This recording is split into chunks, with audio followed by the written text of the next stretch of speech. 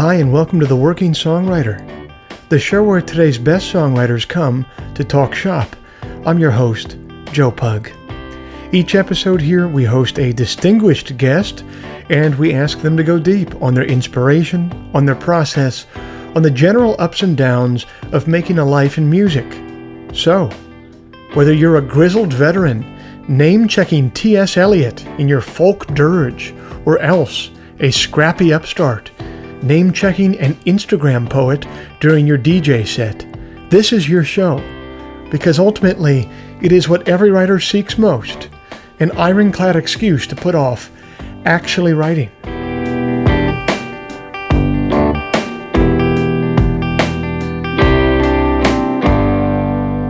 Hey everybody, it's the first Friday of September 2020, and I thank you for joining us. This week's show is brought to you by Bandzoogle. Built by musicians and for musicians, Bandzoogle is an all-in-one platform to build a beautiful website for your music. I'm old enough to remember when you had to pay somebody called a web developer to get a website made, and it would always be some guy whose birth name was Sam, but who had the self-given nickname Rufio, and he drove a Nissan Pathfinder with an Eve 6 bumper sticker on the back, and he was always trying to sell you edible THC products that his cousin had made that reeked of gasoline. And old Rufio would charge you about $1,000 for a website that would be obsolete in 6 months. We don't have to do that anymore. It's the future now, you guys. We have nice things. One of those nice things is Bandzoogle. Bandzoogle powers the websites of tens of thousands of musicians from around the world, from weekend warriors to Grammy winners. Everything you need is there: hosting and a custom domain name, dozens of fully customizable design templates, mailing list tools, social media integrations, the ability to crowdfund for your next project. It's a really great product. The Working Songwriter podcast listeners can go to bandzoogle.com to try it for free for 30 days. Simply use the promo code TWS to get 15% off the first year of any subscription. If you'd like to hear some of my music live in the coming months, every Sunday night, I'm over on my YouTube channel for Sunday Songs at 9 p.m. Eastern. It is a live stream. I will be live. That means I'll be playing some of my tunes and taking questions and requests from people in the live chat. It's really become a fun, super interactive experience. I might even say that we're starting to build a kind of a community over there, including many people who are listeners to this podcast. So come on over and be a part of it on Sunday nights. This week, I'll be playing a few covers by Gillian Welch and then taking your requests. So that's 9 p.m. Eastern, Sunday nights on YouTube. Finally, last piece of housekeeping here. If you enjoy this podcast, if you'd like to help it remain a viable endeavor for me, here's a couple things that you could do to help. You could become a supporter of the show over at Patreon. Patreon is a platform that allows you to directly support creative endeavors that you find meaningful. You just head to their site, Patreon. You search for The Working Songwriter or for my name, and then you sign up to kick in a few bucks every month for the show. Think of it as a voluntary subscription, a subscription that you totally don't have to pay, but that you choose to pay because you dig the show. If just 1% of our listenership would kick in the price of a cup of coffee every month, it would make a huge difference for me. So thanks to all of you who have already taken the time and effort to do that. And if you're not in a place where you can contribute financially, I get that. I've been there. You can still contribute for free, for $0, by leaving us a rating in the iTunes store or simply telling a friend about the show. And the simple math on those two things is that they will help me much more than they will be a pain in the ass for you. So be on the right side of history there. I'll end all of the harassment now, and I will leave you to what I think was a really informative and wonderful interview with the great Joe Henry.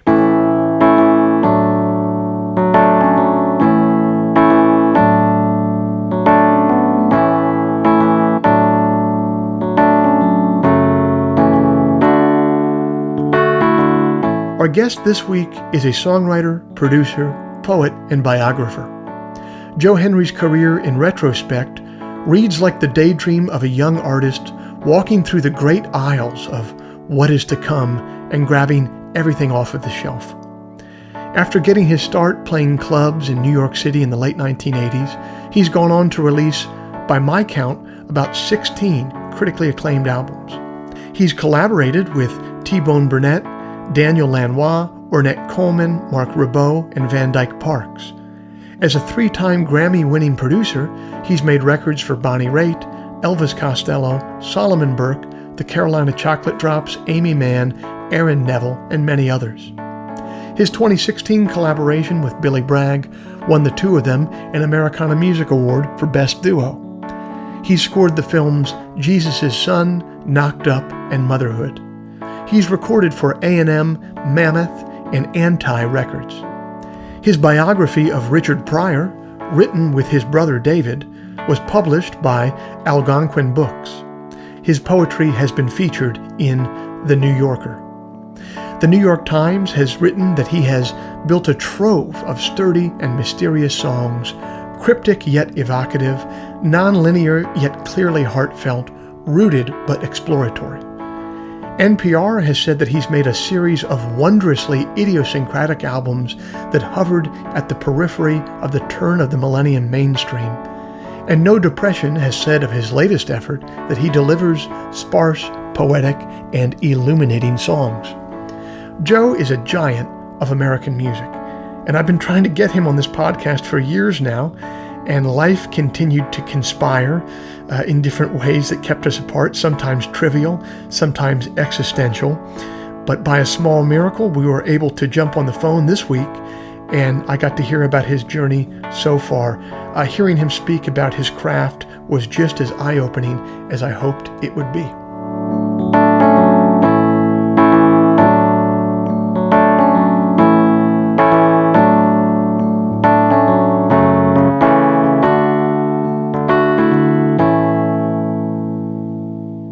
Yeah, I get the feeling that you've worked a recording rig a time or two before, right? So we're okay. Well, I have, but I'll also confess that I'm, only in COVID lockdown did I begin to learn to operate Pro Tools. I've been watching it done by masters for decades, but I'd always been intimidated by the technology. I just thought that it was it was well beyond me, and I just steered wide of it.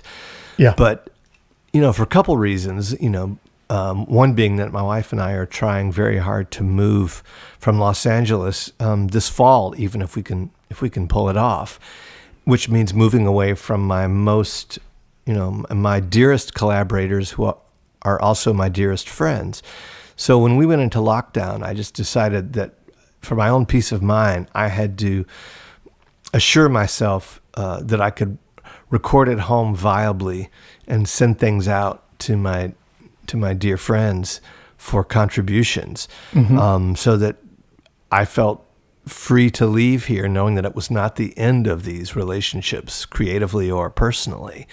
So I just kind of threw myself in the deep end, and it'll never replace what it means to be in a room with people recording music in real time, but it also has its own powerful implications. It's really exciting to just record unselfconsciously until you get something that speaks in a very particular way, and then send it out and see what comes back. That's its own inspirational process. It's its own workflow too. I find that if you're engineering yourself and it's just your recording rig and your instrument, it really brings the latency between writing and recording to almost zero. You know what I mean? Like there's no one else that you're having to communicate with. No, and just like with writing, I've never really. I've done a lot of co-writing, but almost never like in the room with a person, where I would feel the responsibility to justify any move I might make. I think if someone was sitting there with me and I was writing, and then I start into a second verse, they'd say, "Whoa, why there? How do you go from where you just were to there?" And my response would always be, "I have no idea, and I don't want to know. I'm just following the thread. I'm just sort of being led. I'm not trying to preordain any thought and then try to make it pretty. I'm really being led by process." And anytime we can steer wide of having to account in real time, to ourselves or anybody, for what's happening, that takes you right out of the creative mind and into the analytical mind, which John Cage taught us. They both have their place, but they are not the same animal. And as soon as you're thinking about what you're doing and evaluating it, you're no longer in the creative stream. You're sort of up on the bank looking down at it, but you've taken yourself out of it. And anytime we can work and follow instinctive flow and not have to stop and sort of confer with anybody, you can really get lost in a way that I think many of us want to get lost. Indeed. So when you talk about a creative mind and an analytical mind that Cage was talking about, are you kind of talking about the separation between the writing process and the editing process in a way? Or is editing still a part of that creative process for you? Well, editing is a very creative pursuit, but there's a different kind of aerial view happening. I think of the first stages of writing as sort of, you're spooling off raw fabric. I've talked about this at other times, that you're just sort of spooling off fabric, and once you've done that, it's really easy to come back later and tailor them into a pair of slacks that you can wear around. But that first kind of impulse where you're just kind of throwing off the sparks that you're going to warm yourself by later, that's a wholly unique and unself-conscious place, or can be and should be. But as soon as I'm coming back, and I'm a very delighted editor. If I have a song that's far enough along that I know it's not just going to vanish, I'm completely delighted to spend days just flipping two words back and forth to see what does that do to meaning, what does that do to physical sound of words, what does that do rhythmically. I just think it's its own kind of way to kind of lose yourself. But it's really different when you're working with something that already stands with some integrity of its own, so that no matter what you do to it, it's not going to just evaporate. Right. It stands to challenge you back, and it will be resistant to some changes that you want to make. It will tell you who it is and where it lives. And, I like getting pushed around. I don't, as a writer and as a record maker, the last thing I want is to think I know what is going to happen or what has to happen. I spent a lot of my working life as a producer trying to kind of coax people away from preconceived notions about what has to happen, because I think back to what Joseph Campbell said, you have to let go of the life you imagined so you can have the one that's actually waiting for you. And the more entrenched we get going into the studio, and it's hard not to, because for a lot of us, there's we don't have endless resources. And to go into a studio of any sort with any other musicians and an engineer, is a real investment of resources. And so people want to get really prepared. Yes. But it's really hard to prepare yourself without also, know it or not, sort of locking down ideas about what you think must happen. And as soon as you enter the studio with a checklist of things that must happen, you're sort of closing your mind to what will happen or what might happen that would completely surprise you. So I try to be prepared, the same way you'd be prepared for a fishing expedition. But I don't need to know what might take a bite out of me when I lower my line into the water. What's interesting about people coming in with preconceived notions, or you even said like a checklist. What's interesting is that checklist, in my experience, always seems to be whatever worked for that person before. They're trying to double down on that again. They're trying to throw that same fastball that they threw last time and it struck somebody out. But this isn't athletics where you can throw the same fastball every time and it works. It's a part of you has to let that old creative self kind of die in a way. You were mentioning the Joseph Campbell idea. But not only do you have to let a part of yourself die, it's interesting that oftentimes it seems like what you consider to be the most important part of yourself creatively, you have to let that part specifically die. Have you found that to be the case? Oh, very frequently, because as soon as you're sort of, it's like the old quote, I believe it's from the Tao, the path that can be named is not the path. Yeah. As soon as you can say what it is, it means it's because you or somebody else has been there before. And, you're sort of retracing steps. You're not making any new headway. And that's not to say that we're not all leaning into tradition, which means, Sure. Verifiable, experiential bedrock. But at the same time, we want to, do the work, sharpen our tools, yet we want to, as much as possible, stay completely disoriented. I say that to people, and I think I'm being coy with them, and I'm really not. I love people when they're in the studio and they're a little bit confused and frightened about what's happening, because nobody's doing anything by rote in that place. Which is why I don't believe in so-called pre-production. I've witnessed it in other people. Go into a rehearsal space a week before sessions and sort of, throw the ball around, with a new song. And there's a moment of discovery that invariably happens. And then when you get into the studio, you're trying to look back over your shoulder at what that was, and you're already trying to, reclaim a past. I don't want to know, and I don't want you to know. When that moment of discovery really happens, and it only kind of happens once, I want that to be in front of microphones. Yes. Anything can be fixed, anything can be tarted up after the fact. But what you'll never recover is that first moment when a song identifies itself as other than you, as Yes. living apart from you. And,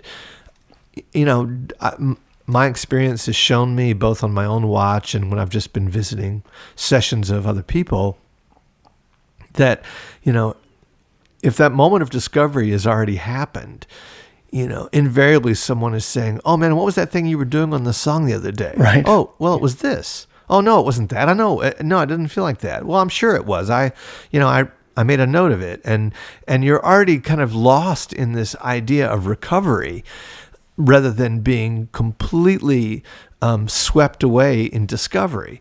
And they are by no means the same animal. And the latter doesn't have anywhere the power of an authority that the former doesn't have the power and authority that the latter has. Discovery is the most powerful thing. Yes. But as soon as you think it's like trying to, imagine what your child looks like before they're hatched, and then try to will them to look like that.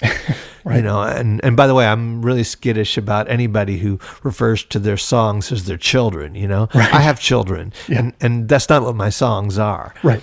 But I do think that in a similar way, it's dangerous and counterproductive to try to imagine in advance who your children are supposed to be and how they will walk and what they will care about. And I think it's dangerous and irresponsible to decide that on behalf of your songs, just as well. Man, I can see that. And I think what's really exciting, you're talking about with this new move of yours, switching up to a mode of basically working on your own, and it sounds like flying a track to a musician and having them fly it back.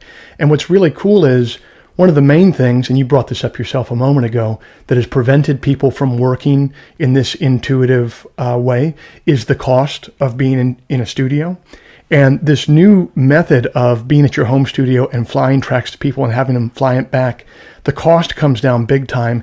And what you tend to get from people is that moment of discovery that you're talking about. Those are the tracks that they end up sending back to you. So I'm really excited that you're sounds like entering a new chapter of production and writing. I think that new moment is going to be there for you a lot. Well, I think so too, Joe. And what else happens is if you're in a studio with someone and you've asked them to to do an overdub or even just to play something with you in real time, just by bearing witness to it, people are tailoring their offering based on what they think you want and how they think you're responding to it. There's no way to get around it, that things witnessed are changed. And when people are at home alone working, they can sort of disappear into process the same way that I was discussing earlier as a writer, that I like to disappear. Yeah. And when I'm pretty deep into this now. Over the last few months, I've been on a real writing jag, and I feel like I have, more than half a record done, without even thinking that that's what I was doing. And nobody sent me anything that I haven't used. Wow. I'm just sort of delighted by what happens. I'm not trying to get people to guess what I want, but at the same time, I'm working with people that are my, most faithful collaborators, and for the most part, my closest friends. So I've said before that when I work with people like Patrick Warren or Jay Bellerose or David Pilch and my son Levon, people might be surprised to discover how little, when we're working, we talk about what we're doing. We all know what we want, and we all know when it's happened. We don't really have to talk too much about, hey man, what are you hearing here? We just don't.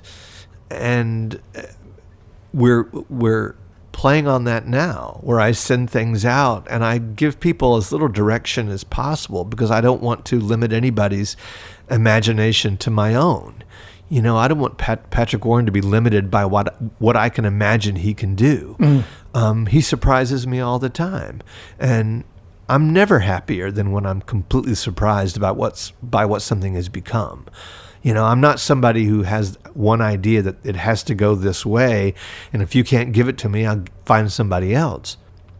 Wow. I'm just thrilled when I thought a song existed in a certain kind of character, with a certain kind of character, and it just shows up as a wholly different animal, because I then can believe pretty sincerely that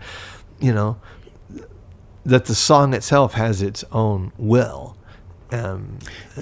Separate and almost always more powerful than my own. It is a really fun way to work, especially when you're working with musicians like that you're so enmeshed with. And if you send something you've been working out to them, and then you're waiting on it, let's say you're at dinner with your wife or your kids, and then your email pings with their part. I can't listen to anything anyone in my family tells me until I can just run down in the studio and listen to it. It's like getting to open like a birthday present or something like that. It's like a 9-year-old kid, Oh, no question. In fact, and I'm not speaking hyperbolically nor metaphorically, I almost burned something up cooking on Sunday night because this very thing happened to me. Yeah. That I'd been kind of, had my attention ready all day, thinking that something might come in that was significant from Patrick Warren. Yeah. And, as I'm cooking dinner, I realized that it's landed in my email. Yeah. And I was so beyond thinking about what I was doing that it was almost catastrophic, because we had someone coming for dinner. And, I almost lost control of it completely. Yeah. And I had to assure my wife that, I'm not losing my mind, or at least, no more so than usual. I'm just a little bit consumed with something else, and I need to get myself back to what I'm doing. I need to be in this present moment and not projecting forward to 2 hours from now or 3 hours from now when I get to, pull this up and listen to it, because I was so excited about it. Well, this is also interesting to hear. We're kind of getting to hear right off the bat what a lot of your philosophies are, writing-wise and production-wise. I want to actually take a step backwards and kind of follow a journey of how you got here. You grew up in Michigan, and then very significantly, you made a move to New York City, where you got started playing music in the clubs there. Can you kind of describe what the scene was like there at the time? Who else was playing? What the clubs were like? What are your memories of those early days in New York City? Well, I'll back up a little bit and say I did come of age in Michigan, and I find myself really connected to the Great Lakes areas. I'm actually from Charlotte, North Carolina, and lived there as a child, and then in Atlanta, and then in a couple different places in Ohio, and then wound up in Michigan just as I was beginning high school. Oh, okay. And I say that that's significant because of the music I was hearing along the way. You know, when I was a very young child, I mean, in my earliest memory musically was being a boy of, I think 7, maybe 6.5, having just moved to Atlanta. And my brother Dave and I shared a room, and we had an old Bakelite Philips radio. And I was laying in bed one night and heard Ray Charles on the radio, you know, not singing a rave up, you know, R&B classic, but singing Yesterday. And it absolutely enthralled me and terrified me. I'll never forget that sensation. I then heard a lot of, you know, popular so-called country music. You know, I was deeply invested in the Jimmy Webb songs that Glenn Campbell was recording. Those were the first, you know, 45s I ever bought with my own money. You know, Dusty Springfield, Johnny Cash in particular, sort of took over. So by the time I wound up in Michigan, about 25 miles north of Detroit, you know, it was the middle 70s.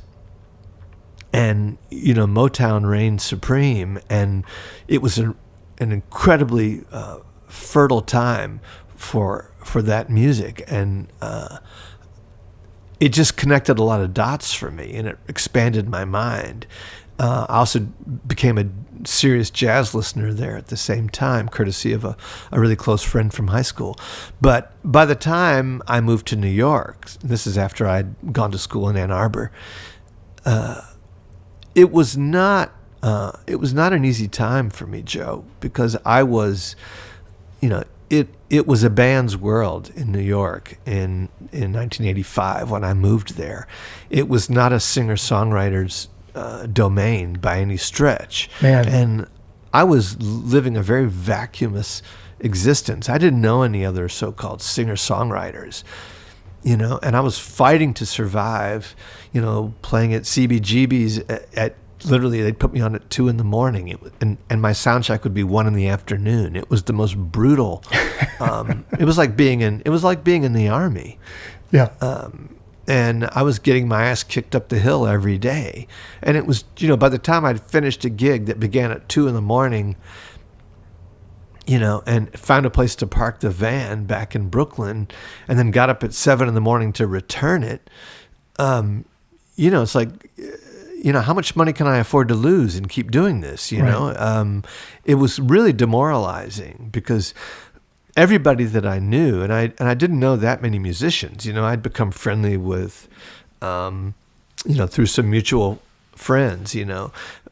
People in bands, you know, Soul Asylum and the Replacements, and I knew Bob Mould, and but nobody doing anything like what I imagined myself doing. And it was let me really, ask you a question, though. Difficult time. Why didn't you just start a band at that time? That seems like what the easy thing would have been to do. Like, what kept you on this track that you had originally arrived on? Because I wasn't very democratic, and I didn't want to.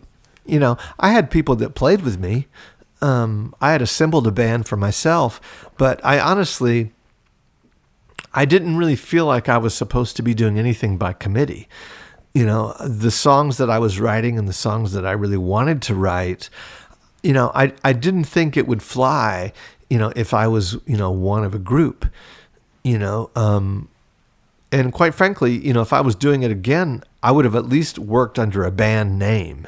Right. You know, I would have, you know, been a solo artist, but I would have given myself, a handle like Mark Linkous did with Sparkle Horse is one example. Exactly. And under that banner, you know, you get considered different by the people who are hearing you.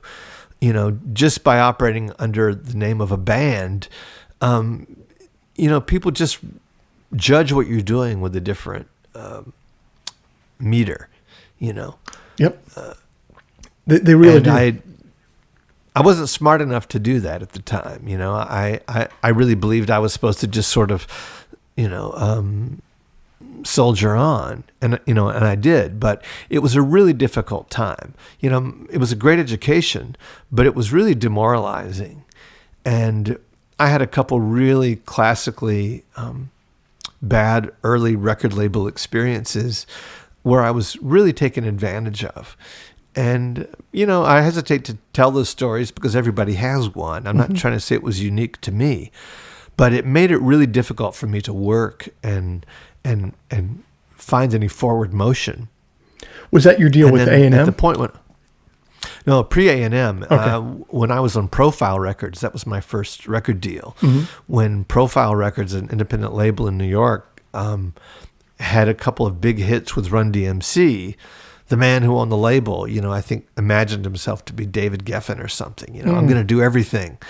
And I got signed, by people there who really didn't have an understanding of who I was and what I meant to do. And thus, we were in contention all the time. And I made a record for them that they then shelved for a year because it didn't match their schedule to release it. And I didn't know how to keep surviving, without being able to have some support and go play like I'd imagined doing. And at the point when I began to make demos for what would have been a second record for them, they cut me loose. And I, was a bit adrift for a bit until I found myself on A&M, courtesy of their deal with Coyote Records and Twin Tone. And that became really difficult in a completely different way. But it facilitated my working with T-Bone Burnett, ultimately, on my second record under that deal. My first record under the A&M banner, I was working with a producer who had a vision that had nothing to do with me. And I realized that A&M was much more deeply invested in their relationship with him than they were with me. And I had no agency. And I wish I'd had the courage to just step out of it. But I didn't understand that if I did, I would be able to keep working. So I just tried to thread the needle and did what I could. But it was an intensely unsatisfying experience. It does sound like, though, if that's the situation in which you ended up getting matched with T-Bone Burnett, that to a certain degree they understood who you were or who you were becoming. Well, no, they didn't at first because, after that first record I made for A&M, I felt myself so out of control, or so, without agency, as I said before, that I sort of devised an idea that would help protect me from anybody meddling in what I was going to do, because I wanted to record kind of live to 2-track tape, purely live performances mixed as they were happening so that nobody could do anything without me. And I had this notion of wanting to, because my songs were very folky by structure, by architecture, but I wanted to work with jazz musicians who would help extend the range of songs that were, at least there was some real simplicity in the musical landscape. And, I know that it was a lesson I had learned from listening to Astro Weeks, where, Van Morrison was working with the great Richard Davis, a bass player who had played with a lot of people in the avant-garde jazz world and who really blew the seams out of 3-chord songs and took the fences down. And, I found that music to be hallucinatory, and I was really interested in what happened. So I got in touch with the great bassist Cecil McBee and interested him in working with me, and same with the trumpeter Don Cherry. And, at A&M, they were sort of aghast. They thought I was, pushing farther and farther away from anything that was marketable. And, T-Bone, who has maintained a very mystical, place in my life since before I met him, quite honestly, he happened to be in the A&M office in New York waiting for a meeting and overheard my A&R person talking about me to somebody else, saying something to the effect of, this kid thinks he wants to make Astro Weeks and we can't let that happen. and T-Bone sort of piped up and said, "Oh, that guy?" Because he and I had exchanged letters. I'd never met him at this point. Mm-hmm. And T-Bone said, "Oh, that guy? Oh, man, he's great. You should just let him do what he's doing. And as a matter of fact, I'll help him do it." Oh. And just the fact that he had raised his hand to be involved is what inclined them to back off of me a little bit and give me room to work. So as much as anything, T-Bone was my protector.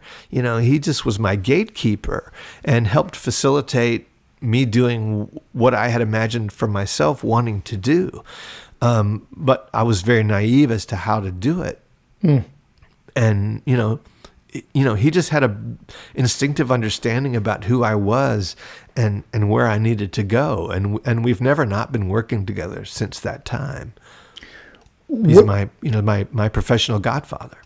What do you think were some of the principal techniques or ideas, some of the foundational things that you learned from him at the very start there? Well, the most significant thing was a concept of full commitment. When we had decided that we were going to record, like I described, live to 2-track tape, mixed as it was going down, the idea was, not that anything is sort of vague and, we're going to try this and maybe in a couple of weeks a different guitar player will come in and we'll do some overdubs and see what happens there. I was really encouraged to think about the fact that what we were doing right now is the record. And anything you've got to say about this music, now's the time to say it. And it focused everybody's attention because, it was all happening in the moment, in the truest way. And we'd come in for a playback and it was either a record or it wasn't. Because it was mixed. And if it wasn't a record, we went and played it again. But it was this happened over 4 days. And I really learned the power of that kind of commitment, of so brazenly committing to, whatever we come out with, is the statement. And, I learned so many things just in those 4 days, the fact that I was working with such, illustrative musicians as say Don Cherry and Cecil McBee and David Mansfield and drummer and percussionist Michael Blair and jazz pianist Phil Kelly, who was my friend from my high school days, who I brought in. I was just an inheritor of incredible experience. And it's one thing that I see bearing out in my own working life for myself and for other people as a producer is that I think less and less now about instrumentation and more about people. Mm-hmm. I don't have Jay Bellerose in the room because I need a drummer. Who can I get? I have Jay in the room because I want his humanity. I want his life experience. I want his friendship. And sometimes him playing drums means that he doesn't play a note because he hears in a certain moment that the articulation of rhythm is happening from somewhere else, and that needs to be protected. And if he sits there with his arms crossed throughout a whole take and doesn't strike a note, to me, that's him playing drums. He's offering space as his contribution. And that's what I want. I want someone's life experience. And I realize that's more important to what happens now than what instrument anybody might play or decide to pick up in a given moment, is just what they hear. And I sort of learned that from T-Bone, I think, through osmosis over, the course of making that one record we made together. And then when I moved to Los Angeles around the time of that record's release, record was called Shuffletown, and I was still in A&M at the time. T-Bone hired me to sort of be his acolyte, his production assistant. And, he had a vision for me as a producer. I had no thought in that direction. And what happened is that I'd gone from being able to make a record over a few days every couple of years, and that's like trying to learn to drive by driving one day a year. You don't, Right. no sustained road time. You're not gonna learn the nuance of what you're doing. But when I started working with T-Bone as an assistant to him as a producer, then I got to be in all kind of situations with remarkable people. And witness what happens, even though the goal is always the same, make something meaningful come out of a pair of speakers. That's always the goal. But I watched him, be the kind of casting director that he is, bring people into a room and then watch him never tell anybody what to play. And this is probably one of the most important things I ever learned from him, is never to tell anybody what to play. Just offer people as much love and support as you can, and they'll give you everything they have. You won't be able to stop them from doing it. And, that's how we roll. And that's how, I've continued to roll. It's interesting, especially hearing you describe the way that you were making those early records, which is you'd play, and since you were mixing in real time, you said we'd come in and it was either a record or it wasn't. It strikes me then that sort of method and the other methods that you're talking about that you and T-Bone both use it's almost a method of forcing yourself to listen to music the way that a casual music listener would listen to it almost. Casual music listeners aren't saying like, I wish this was a little bit faster, or I wish that electric guitar was up in the mix a little bit. They listen to a song and they say either, I like this, or I don't like this. It's like this very binary thing. Yeah. And it kind of strikes me as your method forces you into that. Yeah, and I don't even know if it's from the point of view of a casual listener, but the real thing you've put a finger on, Joe, is it's the reason as a producer I almost never play or sing on a record I'm working on, because I don't want to lose my aerial view. I remember at one point when T-Bone had produced the music for that film Crazy Heart, and he was out on the campaign trail stumping for that movie. And I heard him on Fresh Air with Terry Gross one afternoon. And at one point, Terry asked him, T-Bone, would you just tell people, I think a lot of people listening don't know what a record producer does. So would you just tell us, how do you produce a record? And his response, I remember thinking that she thought he was sort of being flip and evasive. And I understood, because I know him the way that I do, I understood that he was kind of giving away the whole star. And what he said was, here's how you produce a record. He's just said, oh, Terry, you just listen really hard until it gets good. And I understand that what I really do as a producer, besides casting the room, is to keep my hands free of any activity so that when a take is happening, I can stand there, as the proxy for any audience this music may ever have. Because somebody has to be standing here not busying themselves by engineering or playing or singing, and just stand here and say, did this move me when it happened? And if it did, why? And what is it telling us about where we need to go? Or what is it telling us about what we've just done? And I realized that I just have to be a really, really smart listener, because when I'm listening really hard, people give it up. By the same token, I have a friend who's a music writer who said to me, people sing for you better than they sing for anybody else. What's your secret?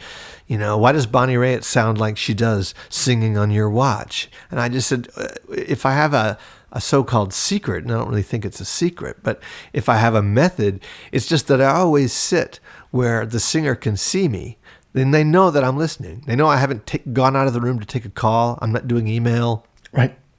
That I'm at attention, and they're singing to me, whether they even think that that's what they're doing or not. If I'm in their sight line, they deliver.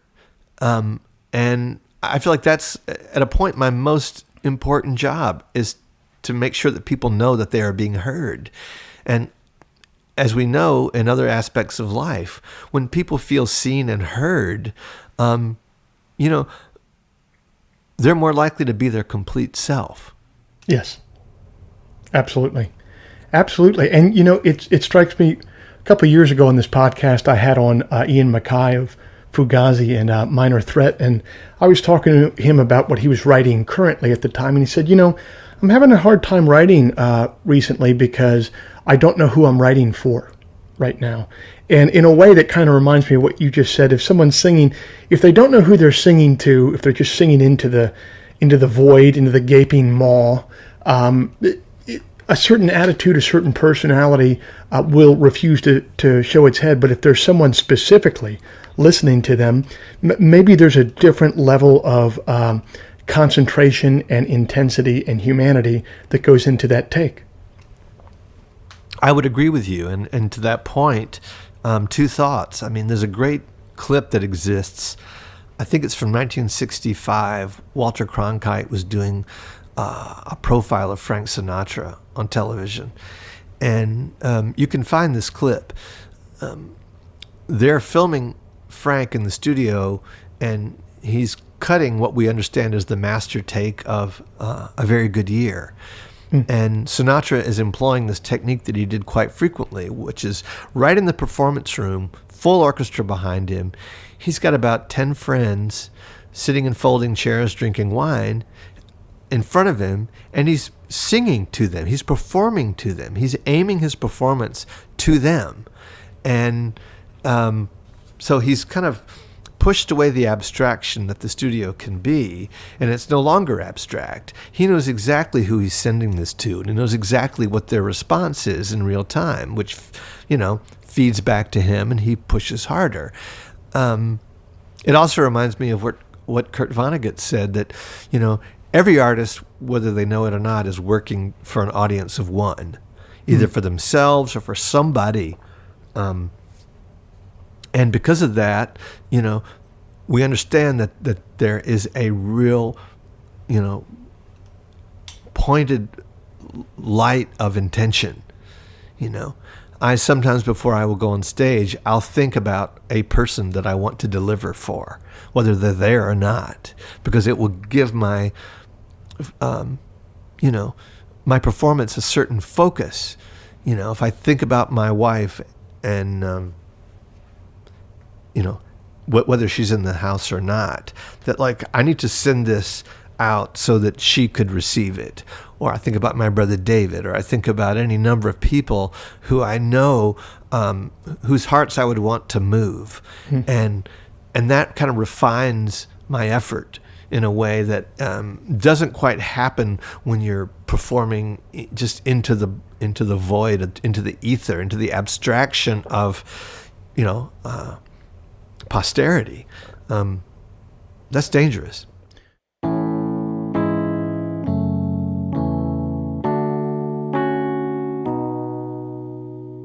Professional songwriters with a budget behind them have their songs radio tested in different markets to discover how their sound compares to the sound of the songs at the top of the Billboard charts. But as an indie songwriter, what do you have? You play an iPhone recording of your latest demo to your Uncle Larry after he's drank like 6 Mickey's hand grenades and he tells you that it sounds like his favorite Aerosmith song from 1978? Where can you get some better feedback? Core Sound. Core Sound is a professional, AI-based music analysis tool available now as an iOS app. Core Sound determines the relevance of your music to the tops of Apple Music using the most advanced neural network algorithms. You simply download the app, upload your song, select a genre and market for comparison, and Core Sound does the rest. It lets you know how much your sound has in common with the sound of today's most popular songs. Core Sound is now available in Apple's App Store. So, let Uncle Larry mercifully pass out in the Barca Lounger on his back porch and leave the feedback on your songs to Core Sound.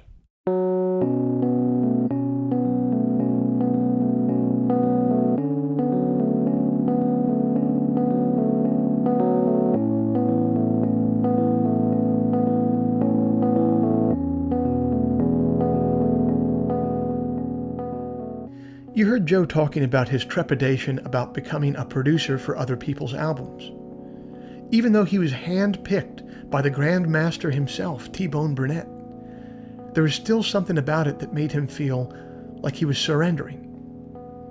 When you're young and searching for role models, it's common to have a raft of preconceptions about how a writer should live and behave.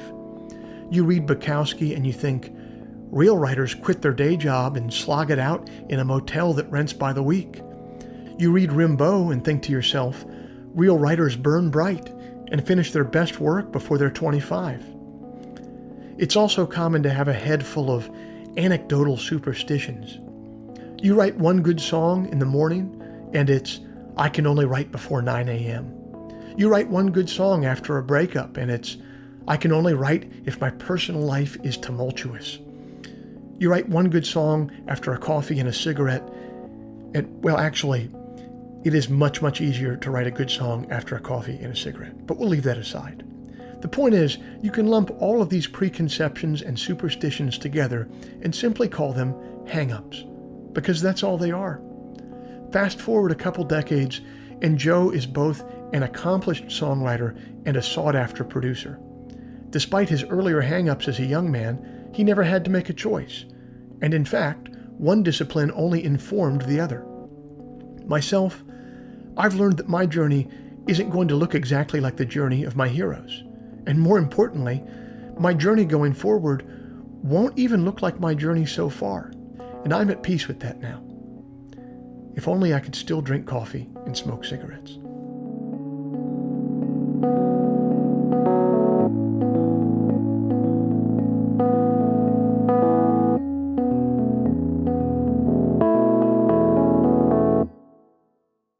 Talk to me about coming into your own as a producer. Your studio, the Garfield House, where you produced a lot of just classic, iconic, awesome records there. Talk to me both about that studio and also talk to me a little bit about how your production style would grow to be different than your mentor, T-Bone Burnett. Obviously, anyone, no matter how much you love their work, there tend to be certain things that come up in your mind that you say, well, I love what they do, but I wouldn't have done it right there. And that's your voice right there. How did you come into your own at that studio? And what were those things, those techniques and strategies that set you apart from your mentor? Sure. Well, when T-Bone first asked me to come to work with him, I was really resistant because, and I remember saying something to him in a moment of personal doubt that he was inviting me into the world of production because he didn't think I was going to survive as an artist.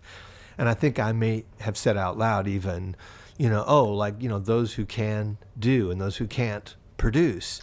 And, he quite rightly, he didn't really get his back up because he was above that. He knew where my source of, fear was coming from. Or that fear was my source of speaking, and just said, well, what does that say about me? I'm an art, I continue to be an artist and a songwriter. I just love making records, and I find that the more I'm making records for other people, I can bring all that experience back into my own work. And I instantly realized how short-sighted my response had been, that I just had a real vulnerability around, I had my own fears around not being able to sustain myself as an artist. So I just assumed that other people thought that too. So when I went to work for him, I started getting calls, which I thought at the time, true or not, were because people wanted to work with T-Bone and either couldn't interest him or couldn't afford him. And there I was, down the totem pole, I was much more low-hanging fruit. And then I would get a call. And at first I thought it was just sort of dabbling, and I thought that it would be a really separate engagement, what I did as a producer versus what I do as an artist. But I very quickly came to understand that I loved making records, and it really wasn't any different whether it was my voice and my song coming back through the speakers or somebody else's. That what I loved, what really fired my imagination and satisfied it was that music now exists that didn't exist a few minutes ago, and I don't have to stand here and babysit it any longer. It has its own integrity. It walks on its own, and it's going to walk out this door and have whatever life it has. That was thrilling for me. And more people asked, and I went deeper and deeper. I think where my method really shifts away from T-Bone's is that, over the years, T-Bone has had so many things going that he frequently doesn't attend all the sessions. He'll leave people in the room, for most of the day with an engineer, and then come in after dinner time and say, "Hey, what have you guys been doing? Play me something." And then he'll listen with really fresh ears and have an immediate response not to process as he's witnessed it, just as this as a piece of recorded music. What's it doing? What does it need? Where does it need to go from here? I'm never not in the room, and maybe it's just because I'm afraid that if I leave the room, music will happen anyway, and people will realize that they don't need me for it to happen. I'm just less secure than T-Bone that way. But I also, I'm the first person there, and I'm the last one out, engineer notwithstanding. So, in that way, I my method has been refined for me, in just. I just need to be present at all times. I need people to understand that I'm standing with them, and my attention is fully theirs. I've seen T-Bone be incredibly successful in that method that I just described, but I've never felt comfortable with accepting a job and showing up 6 hours later. It's just not my particular ethos. Got it. But when you ask about the Garfield house in particular, when we bought that house, I didn't understand that what was going to happen in that basement was going to be a full professional studio. I just thought I was going to have a bigger personal writing space and place where I could simply demo things than I'd had previously. And we started kind of as we were, we had to renovate this house completely. It was an historic home. It's a famous green and green house that was built for the widow of President Garfield, which is why it's called the Garfield House. Teddy Roosevelt had visited her at that house. It's an amazing place. And as we started working, I'm looking for a place down in this, like 1,200 square foot basement where I can quadrant off a room to work in. And it was my wife who said, "Well, sweetheart, this is what you do. I mean, why don't you just take the whole space?" And I remember saying out loud to her, "You mean just like come down the stairs into the basement and you're just in the studio?" And she said, "Yeah, like that." And we started, finishing the renovation with the idea that I was just going to sprawl out and use all this space. And then there was a small room that had been sort of a large closet that someone had used as like a little study. And I framed that out as a vocal booth with windows so that there would be sight lines. And before I knew it, I just was sort of setting this, creating this template for a studio, though it wasn't a studio without my engineer, Ryan Freeland, on site, because I didn't, I had a collection of some outboard gear, but I wasn't a Pro Tools operator. I'm not an engineer. Right. So, without his presence and his gear that came along with him, it was really just a really groovy clubhouse, and it was a fantastic one. Yeah. So, it was only a studio when we convened a session and he came over with cartage and brought his gear, and then we kind of, I had headphone rigs permanently wired in. It was very easy to plug his world into mine.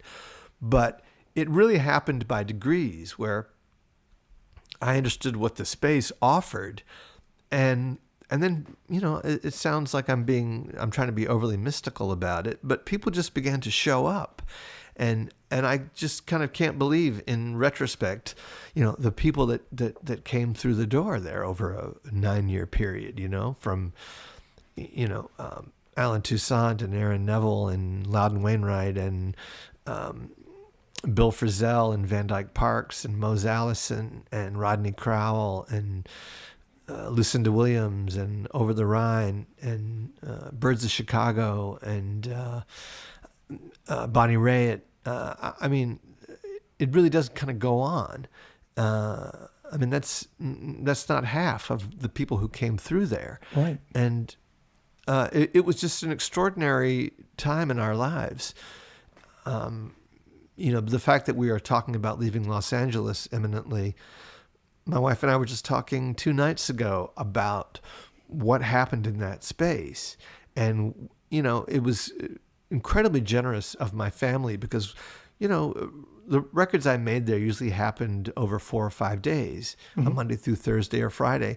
And it just took over everybody's life for the week, and I had school-aged children at the time, and they'd come home and, there'd be all this, there'd be all these freaks in the basement of the best kind, really having a go. And, it was electric.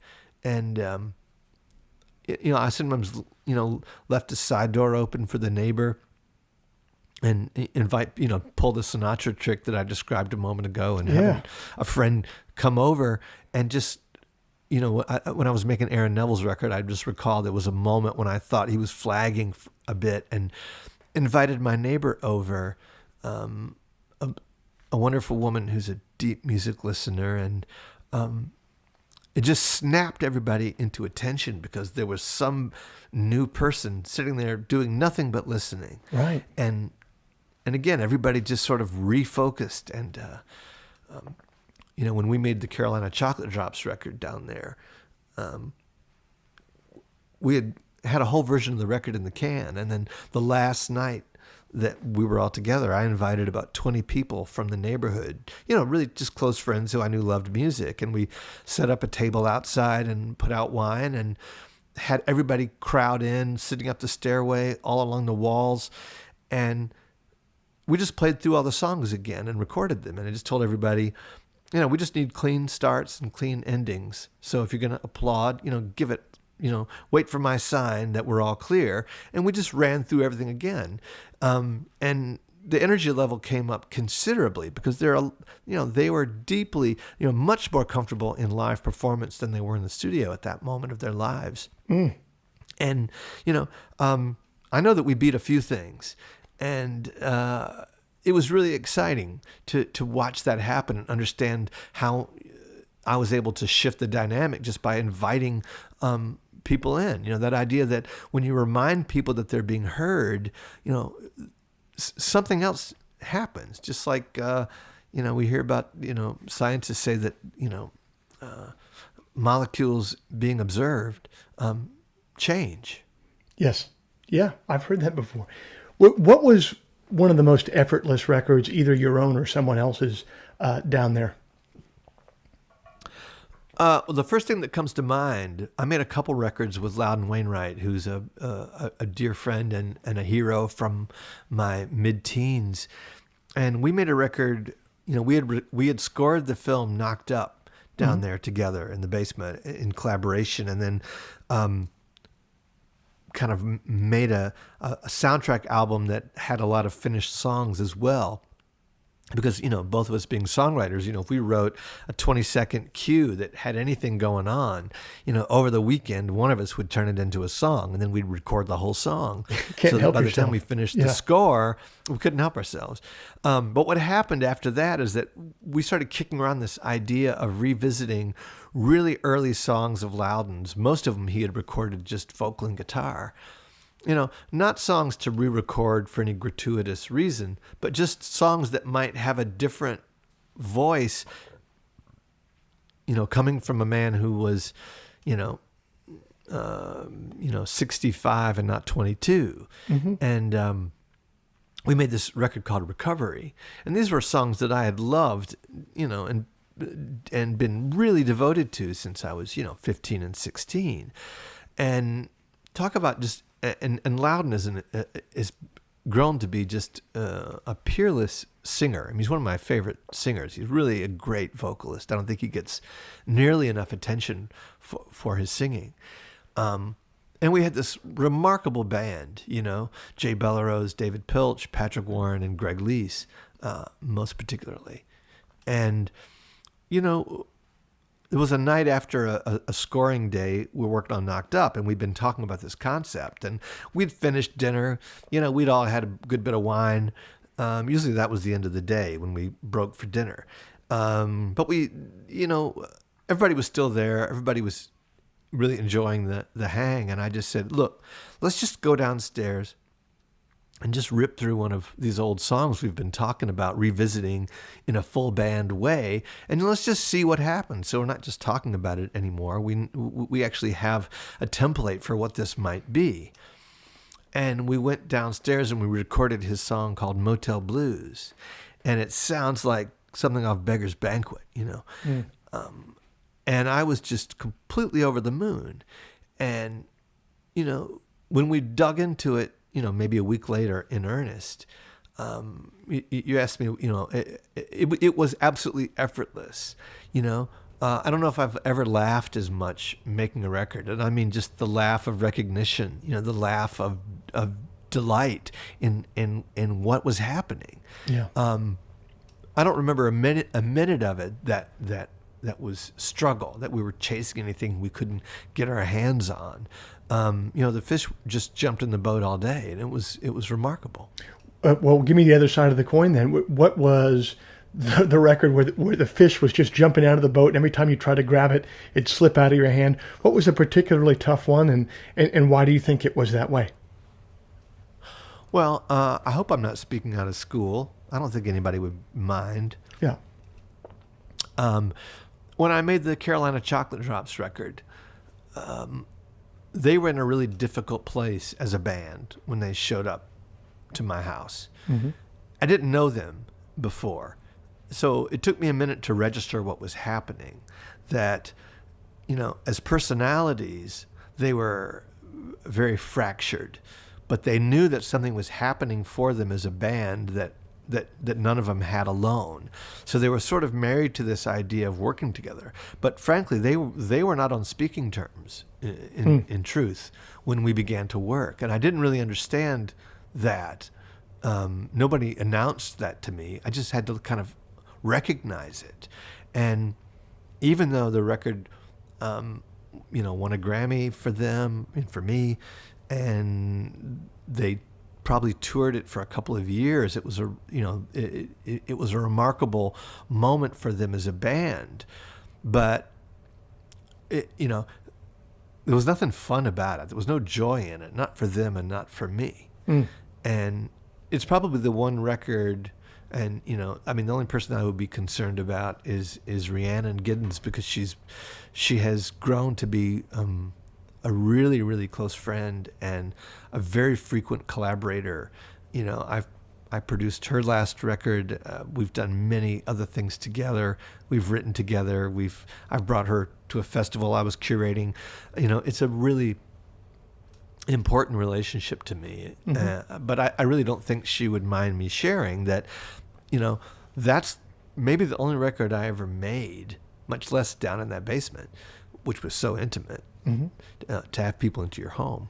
It's probably the only record that I've ever made that I can't go back and listen to at some point, just for the joy of revisiting a moment, because it was, it was no fun for anybody, and I don't want to spoil it for anybody who loves that record. Many people do. Many people really, really love that record, and it just speaks to the power of music, that something took over that was beyond the circumstances, and for that reason alone, it would be worth talking about.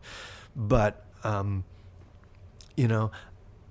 if I've ever heard a track from it, I can't help but wonder what we might have accomplished beyond what we did if everybody had shown up only thinking about music and how we might revel in it, if you know what I mean. Yeah, and that's a hard thing to do. I played a couple festivals with them around that time early on, and I know that they were touring a ton, and it's really hard, making art with people and then also touring with them. Sometimes it can be really hard to separate. It's like you're roommates and you're Yeah. and you're making something beautiful together. And it's hard to be roommates with people who are great at making something beautiful sometimes, you know?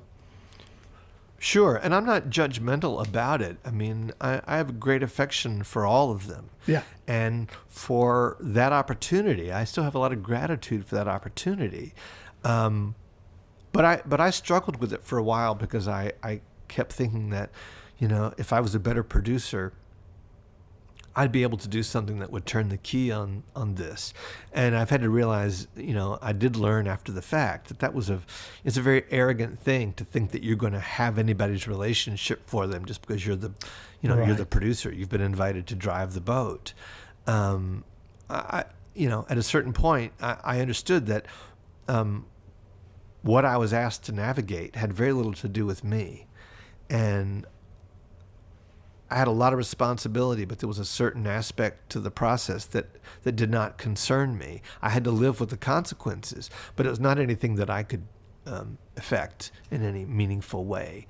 And I suppose for that reason too, I look at it as a tremendous learning experience. And beyond the idea that, like I said, we made music that touched a lot of people.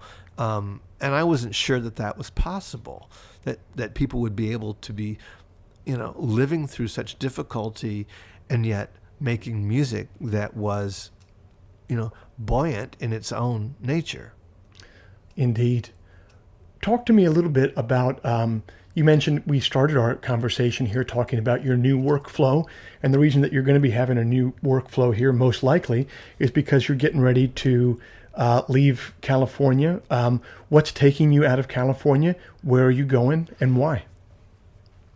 Well, we were trying very hard to go to the Portland area of Maine. Partly because, I'm a Celt, as far as my heritage, best I can tell. And, my wife's a Michigan native. We really, really miss four seasons. Oh, yeah. And not just the autumn, which is my favorite time of the year. It's been a real struggle the whole 30 years we've been here, even though I really do love Los Angeles. Both of my children are Los Angeles natives. They were born at Good Samaritan Hospital downtown, where RFK died and where John Cage was born. I have a terrific affection for this city, but I don't have affection for it being 100 degrees on October 1st. And it's just getting worse and worse. And it is incredibly expensive to be here. It is very congested. It is getting hotter. It is getting, more foreboding in that way, I think, in total and for me personally. And not to mention the fact that the record industry has changed so radically that the idea of thinking I just need to be here to be, because someone may need me at a moment's notice, I just, I'm perfectly happy and I expect to continue to come back here to work whenever asked. Right. But I don't think I need to be here. And we want a much, Melanie and I want a much folksier existence. We want a more relaxed, and we want access to more natural beauty. We want more access to peace. And we want weather. Look, I just want to live somewhere where I can wear a tweed jacket and a Homburg hat 3/4 of the year. I do that anyway. I just don't want to have to suffer for it. Fair enough. So we're, we sort of landed on Portland because it's a lovely, small, progressive town, and it's on the sea. My wife's had a dream her whole life to live on the sea, and LA is coastal, but we're nowhere near the water. Right. It's an hour and a half drive to get there, and then you kick around for a bit, and then you have to drive home. We sort of want to smell it in the air all the time, and Portland just seems to be kind of a unique place that ticks a lot of boxes, and we have a lot of dear friends on the East Coast, and I feel like we could have a very different way of life without completely being isolated from everybody that we know. Yeah. And starting over from scratch where we literally know nobody. So, we've been making a serious run at it's been difficult to try to find a house that will work for us from this distance, and COVID has made it additionally difficult. Definitely. But, we're going there next week, masked, gloved, goggled. We're flying there on Sunday for 10 days, hoping we can move the dial a little bit on this scheme. Man, that is awesome. Thank you so much for taking the time to be on the Working Songwriter podcast. Oh, Joe, it's my pleasure. I admire what you're doing, and I know many people who do, and I'm happy to be asked.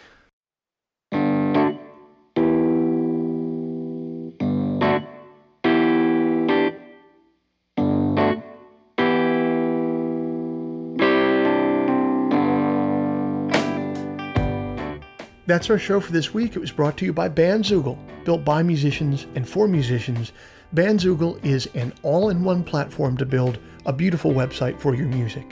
Use promo code TWS, the initials of our podcast, TWS, to get 15% off the first year of any subscription. Joe Henry's latest album is entitled The Gospel According to Water, available everywhere music is sold or streamed. If before we meet again, you sit down to write, please remember, an expensive drug habit is not a song, a compelling Instagram account is not a song, and most importantly, reverb is not a song. So let all that take care of itself, and for you, just keep your eye on the song.